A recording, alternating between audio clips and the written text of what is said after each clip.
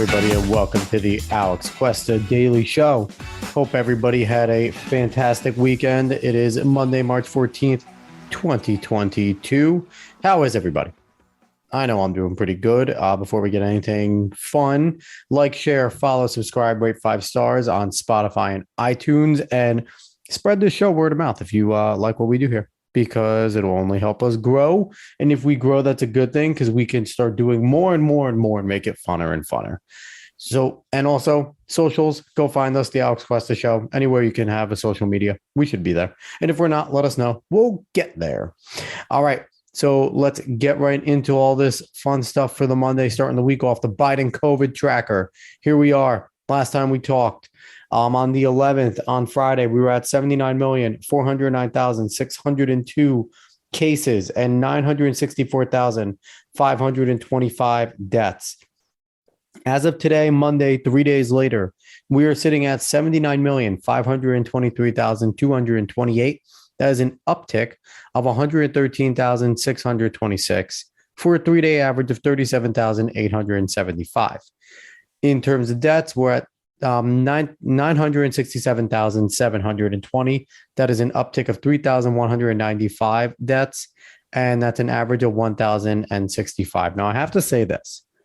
I don't know if during the weekend something happens where they don't produce as many numbers, because every time we come back on a weekend, we run the average and it always paints us rose-colored glasses. Now, I know as of today, I was reading China. There's certain parts of China going back into lockdown because there's a surge. They're talking about Deltacron, quote unquote. That's the newest Frankenstein they fucking come up with.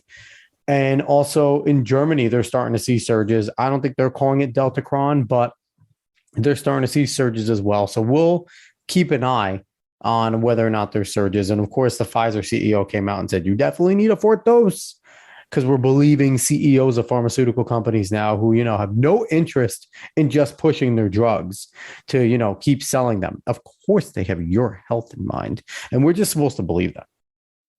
So obviously today is Positivity Monday. We will be doing the positive thing. But first, I want to give a cautionary tale to those on the right, especially the GOP, who are the most gullible motherfuckers who claim to be on the right. We are having a love affair with Democratic former House member, former representative from Hawaii, Tulsi Gabbard. This all started during the Democratic primary for president in 2015, going into the 2016 election, when she dressed down Kamala Harris in a debate, causing essentially Kamala's downward spiral for her to be the first major candidate to drop out of the election, now sitting at VP. But Tulsi dressed her down. And that was something that, the right completely cheered, because we didn't like Kamala Harris then. Right still hates Kamala Harris because she's awful. And people started to look at Tulsi and was like, okay. And then we listened to her speak, and she had a little bit more of a moderate position. And she pushed back against some of the crazy shit Bloomberg said and Steyer and all that. She was hard on Biden, but not super hard. So she definitely kind of tickled the right in a good way. Like, people started to look at her and was like, she's a logical person on the left that, if she ever became president, maybe it won't be too bad. And as of late, she's gone even further and further. She recently spoke at CPAC, which wherever you stand on CPAC, it is what it is. It's the Conservative Political Action Committee and their whole entire conference that they do there, where they have a bunch of speakers who are supposedly the leaders of the right, and they have some guests such as Tulsi Gabbard, who's not necessarily on the right, but is someone that is kind of on their side for the moment, I guess. And she spoke there, and she's hitting all the right things.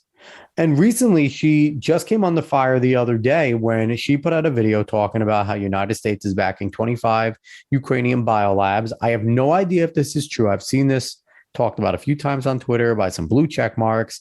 I have not even attempted to verify it. That's kind of, I guess, what the reasoning is for America pushing so hard to save Ukraine, or to even try and get it a NATO nation and all this good jazz. We've heard my feelings on the war over and over here. I don't need to continue to flesh out what I think about my feelings on the war. What makes this, though, a big deal is that you have one of the UTA party members and full on essentially a leftist in right clothing, Mitch Romney, come out and say it's treasonous what she said, pushing Russian propaganda, because of course they go to Russian propaganda. A bunch of people saying that, Hillary warned us Tulsi's a Russian asset along with Trump and yada, yada. And they're doing their best to push Tulsi Gabbard to the right and say that she's on the right, and essentially she is siding with those on the right, siding with Trump. And, it kind of makes you scratch your head, because I want to lay out a cautionary tale. Because let's go down Tulsi Gabbard's resume. Outside of being fairly young, how old's Tulsi here? I should have looked that up, but let's look up Tulsi Gabbard. How old is Tulsi here? She's 40, so she's a young woman in terms of politics. She's a good-looking woman, and she's very well-spoken. Those three things really make her powerful to whoever she is kind of working for. Now, I don't say that lightly, who she is working for, because let's look at her resume here. First off, let's talk about her voting record. Her voting record is extremely blue. She has voted for all the extreme environmental measures. She has been against a lot of the National Defense Acts, which is kind of in line with the left in terms of their anti-military stance a lot of the times, until the hawks start rattling their sabers and they show their true colors. But a lot of the times, they're the ones ranting against military interventions here, there.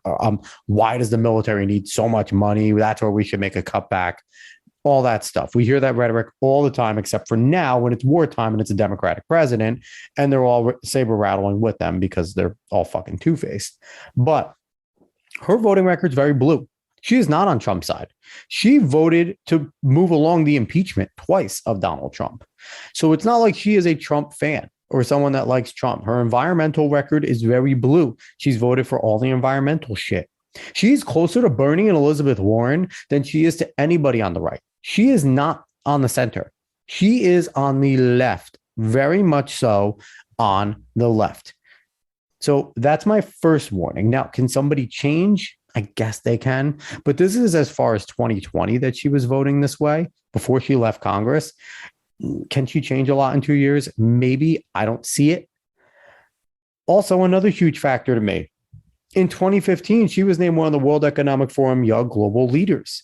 I have yet to see her come out and denounce that. I have yet to see her come out and denounce Klaus Schwab, the World Economic Forum, and what they stand for. And you want to know why she won't? Because again, she is very much a part of the Green Initiative. She is very big on that type of shit. And that is one of the biggest parts of the World Economic Forum. So she is never going to come out against that.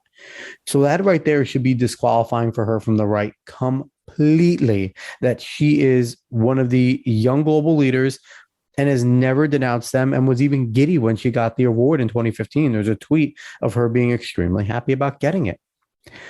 So it has to make, beg the question, is Tulsi right now controlled opposition from the left? Is she somebody that is being used on the farther left, the extreme left, to kind of play this moderate role, to kind of play the right for fools, and to use what the right says correctly about the establishment leftists and kind of push them out? You already saw her. She dressed down Kamala. She's gone at Hillary before. These two people are both kind of on the establishment. Now, Kamala is definitely more on the left, but Kamala's a rival. So wouldn't surprise me. But it definitely seems very convenient that starting in 2015, when she was named a World Economic Forum Young Global Leader and started sounding very moderate, maybe semi-right, that all of a sudden, she starts to really make herself presentable to the right, and a Democrat that they can maybe vote for. Right as Klaus Schwab's got his tentacles around her. Not saying that there's something there, but I'm saying there's something there. And just the fact that, she's somebody on the left. She's a Democrat. She has a D next to her name. She's never going to change it. She has no intentions of switching parties. And she's being used now to go at Joe Biden. She only attacks the establishment members. You didn't notice. She really doesn't attack your AOCs, your Ilhan Omars, your any of that group. She doesn't really attack Bernie. She had pretty much reverence for Bernie during the campaign. She really didn't take down Warren too much. She argued with her, but again, She's more like them. She wants those types of people to succeed. You're far leftist, you're socialist. She's okay with Marxists being around. That's what the type of shit that she believes. So, all in all, don't believe Tulsi. Don't believe what she says. Don't side with her. She's not our friend on the right. And, I'm not friends with a lot of people on the right, it seems, either, because if they're looking at Tulsi Gabbard and not able to just do a little bit of research and find out where she truly lies on a lot of things, she hangs her hat a lot on military. So does Pete Buttigieg. Do you like Pete Buttigieg? He also served the military. Are we going to all of a sudden jump on his bandwagon on the right if he starts saying a few things that the right likes? She does not have a track record to trust. She doesn't. This to me is a politician that sees an opportunity and she is taking it by the balls. She has people in high places supporting her globally. And I believe that this is kind of part of the ploy of infiltration. Remember, if you are on that far left, your whole goal is to dismantle. And one of the ways is to infiltrate and dismantle from the inside. So what is she doing right now? She's dismantling slowly the establishment left by picking them apart one by one. And now she's getting in with the right. So what could happen? We like Tulsi, right? What about if she runs again? What about if she runs again as a Democrat? Doesn't seem like anyone's willing to do research on her. So what's going to happen? A lot of the people that see what she's doing right now are going to look back and say, maybe that is a Democrat we can get behind. She seems pretty logical. She seems fair. Not going to lie. I fell into this trap for a little bit. Then I looked into her a little bit more. Tulsi Gabbard's not somebody to trust. She's not. So get off that bandwagon very quickly if you're on it right now. Just get off it. Not worth staying on. All right. Enough with the Debbie Downer. Let's talk Positivity Monday stuff. And it's funny, as I bash the green agenda. Here I am talking about something green. This article comes from the Good News Network. I don't have an author on this. It just says by the Good News Network. I was unable to find a true author to this article.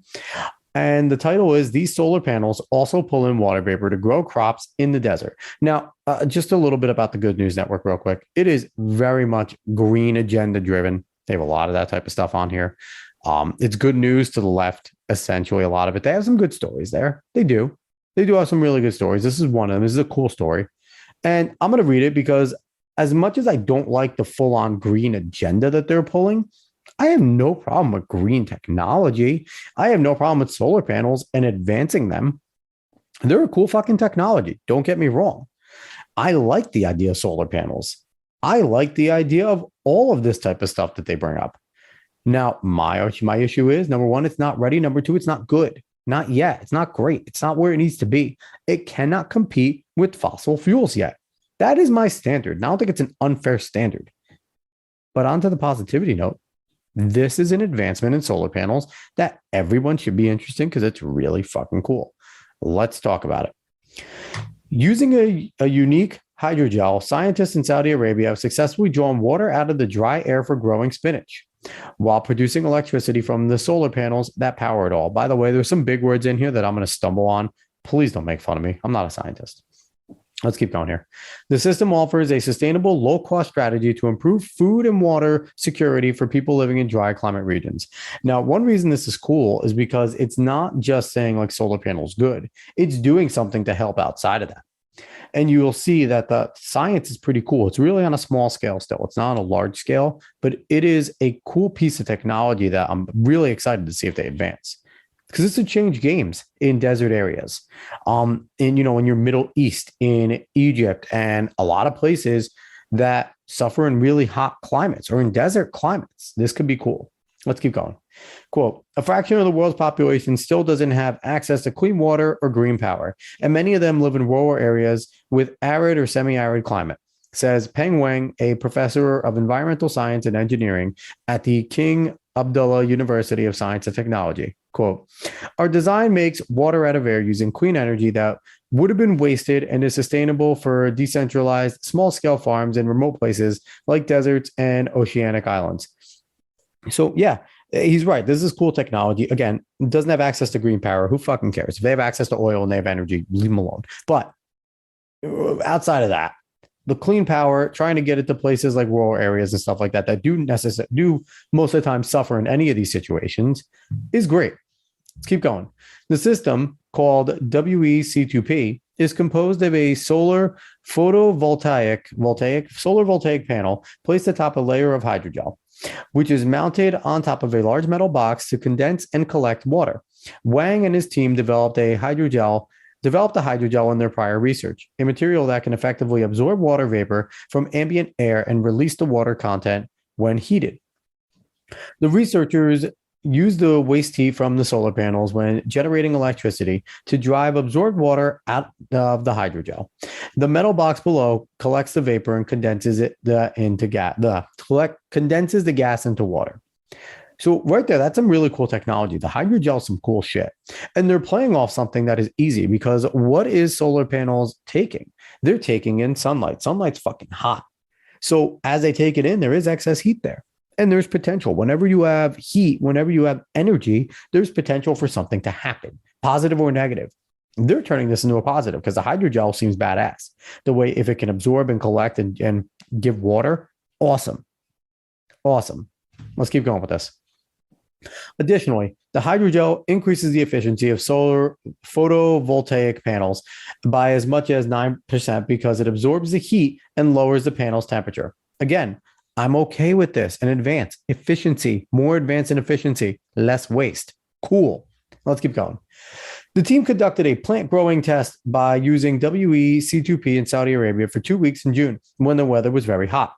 They used the water solely collected from the air to irrigate 60 water spinach seeds planted in a plastic plant growing box.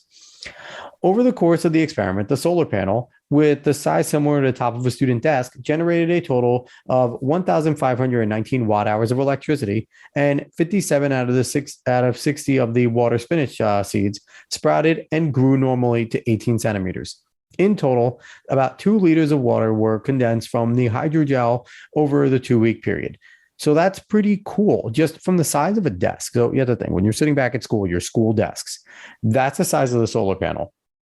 It got 2 liters of water out of that. And that's, again, with a hot sun. So you're looking at, and it's not a bad way to run it because if you're looking at desert climates, you're getting hot sun all the time. So it would produce a pretty fucking good amount of water. If you put this on a large scale with the giant solar panels we have, that would probably get a good amount of water. So this has potential if they can make it to scale. Let's keep going here. Our goal is to create an integrated system of clean energy, water, and food production, especially the water creation part in our design, which sets us apart from current agrophotovoltaics, also known as agrivoltaics, says Wang. To turn proof of concept design into an actual product, the team plans to create a better hydrogel that can absorb more water from the air. Making sure everyone on Earth has access to clean water and affordable clean energy is part of the sustainable developmental goals set by the United Nations, Wang says. I hope our design can be decentralized power and water system to light homes and water crops. The proof of concept design was described on March 1st, peer-reviewed journal, Cell Reports, Physical Science. If you're interested, go read that so you can see what the report is about the design. But that's the end of the article. It's a short article, sweet article, but again, pretty cool. This could be revolutionary stuff. This could very well be revolutionary stuff. You know, I've always had my concerns, and I've voiced my concerns with green stuff. Talk about electricity all the time. Okay, what about the batteries? And you're still going to burn coal to make electricity. Talk about windmills. Windmills have had a bad track record so far. Sometimes they don't spin fast enough, and then they have to rely on an electric engine to spin them fast enough to develop energy. It makes no fucking sense. Or they freeze because someone doesn't do the maintenance on the box. Like, there's a lot that can go wrong with the windmills. Solar's issue for now has been that it hasn't been able to take in enough energy to truly power things. And also, for me personally, from a selfish standpoint, they look goofy as fuck on top of people's houses. I turned to my wife and said, if they made solar shingles that you just put on top of your house as shingles and it powered, sign me up tomorrow. I will have this roof redone for $40,000 to get solar shingles to power us all the time. That would be dope as shit. Those big ass goofy solar panels that you have to put on top of your house look stupid. I'm not doing that to my home. I'm not. Maybe that makes me a moron. I'm not doing that to my home. But this here is a realistically awesome advance in technology and could be a game changer. If you could do this on a major scale, you could then introduce crops that were never in these areas. Now, again, the concern here is, will there be an official change in climate eventually caused by man? We talk about man-made climate change. This has the ability to completely and totally shift climates. And we don't know if it's going to be good or not for the actual climate. So there's question marks. Again, with everything positive, you have to look at the negative. You have to see if it's worth, if the positive is going to be worth the negative that may come. Because if you do these on a grand scale, a large scale, now they're talking about it in just rural, decentralized, but if it works there, it's going to be taken up everywhere because that's a cool thing. You could put these in the middle of cities. And could you imagine Central Park if they had these solar panels linking up and at Central Park, they just had a bunch of different foods, bunch of different plant foods and that are getting all the time. And knowing Central Park in the city would be like, oh, take your food for free. And you would be able to choose under which solar panel, which crop you'd like to take. Like it could be cool shit. It would be awesome if they can get it to that scale. But again, my concern, if a desert area does take this on a massive scale, and again, the power, if they have the power at some point working well, if it can power a community, but then they start making a ton of these crops. And now you're having greenery and you're having different plant life that you never had before on a huge scale. What does that do? Got to question it. And if you're someone like me who has read the works of Klaus Schwab from World Economic Forum, which again, bringing it back there, he's a guy that's talked about changing the climate directly and doing things to change the climate directly, and also expressed that they don't know what could happen if they do these types of things. He's a guy that said to create fake rain clouds, artificial rain clouds, and make it rain in the desert more often to make it more green, but he has no idea what that's going to do down the road to other areas or that one. So this also falls into that. Is it a net positive in terms of what it could be? Yes. Because for the human race, you are providing them more food, more water, more everything, more electricity to places that might not have it. That is a net positive. But you got to look at it from both coins. But it's Positivity Monday, so we're going to end off on the net positive here. This could be revolutionary. This tech could be fantastic. It could take solar panels to the next step. I'm hoping it does. Give me solar shingles so I can get solar so I don't have to have those goofy fucking solar panels on the top of my house. But overall, cool invention over in Saudi Arabia. Something to keep an eye on to see if they develop it better. And could be really good going forward. So see, people on the right aren't against green. We're against green being used as Marxism, God damn it. All right, we're going to end off the show with that. I appreciate everyone for listening. As always, like, share, follow, subscribe, rate 5 stars on Spotify and iTunes. Spread this word of mouth if you like it. You like Positivity Mondays. I like Positivity Mondays. It makes me feel good to talk about positive things. We need more positive stories. They're really hard to fucking find. Positivity Monday is hard to do every single week. Hard to find positive stories. And the Good News Network, like I said, they lean very left. So I don't always agree with what they call positive. I don't. Socials, Alex Cuesta Show. Go search it. You'll find it wherever it is. You'll see the logo. It's a big black box, white lettering, the Alex Cuesta Show in it. Can't miss it. All right, everybody. I really appreciate everyone for listening. I will be back tomorrow with a new article and probably won't be as positive because most of our shit isn't that positive because the world is fucked up right now. But again, everybody, I shall see you tomorrow. So long, y'all.